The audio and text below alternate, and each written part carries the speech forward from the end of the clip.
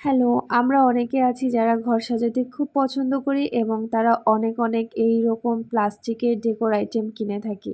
তার মধ্যে এটা হচ্ছে অন্যতম জাতীয় একটা ডেকোর আইটেম। এখন কথা হলো শুধু কিনলেই তো হবে না, ওগুলো মেইনটেইনও করতে হবে।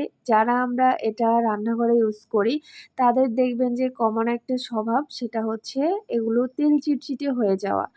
এছাড়া কালশিটে হয়ে যাওয়া, ময়লা পড়ে যায় খুব দ্রুত। তাই এটাকে আমি যেভাবে পরিষ্কার করি সেটা হচ্ছে হালকা কুসুম গরম পানি নিয়ে এইরকম সাবান জল বা হচ্ছে হুইল পাউডার দিবেন বা হচ্ছে আমি এখানে ভিম লিকুইড ছিল আমি সেটাই ইউজ করেছি। মানে আমার হাতের কাছে যা থাকে ভাই আমি সেটাই কাজে লাগাই। এত প্যারা নিয়ে লাভ নাই।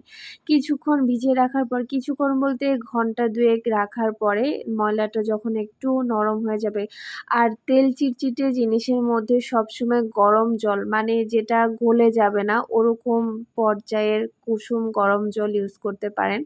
সেই পর্যায়ের গরম জল ব্যবহার করে এরকম দ্রুত পরিষ্কার করা যায়। তারপর একটা ব্রাশের সাহায্যে দেখতে পাচ্ছেন যতটুকু দেখা যায় চোখে পড়ে ততটুকু ঘষে আমি এরকম ধুয়ে পরিষ্কার করে নিলাম। বাই দ্য ওয়ে আবার বলবেন না পাতিলে কেন ভিজাইছি?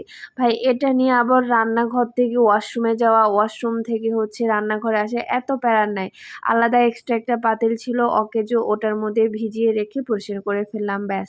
কাজ যত সহজ করতে পারবেন তত বেশি সুন্দর হবে, সময় বাঁচবে। এই যে দেখতে পাচ্ছেন ঝাঁ চকচকে হয়ে গেল, ভালোই লাগছে, তাই না? ট্রাই করতে পারেন।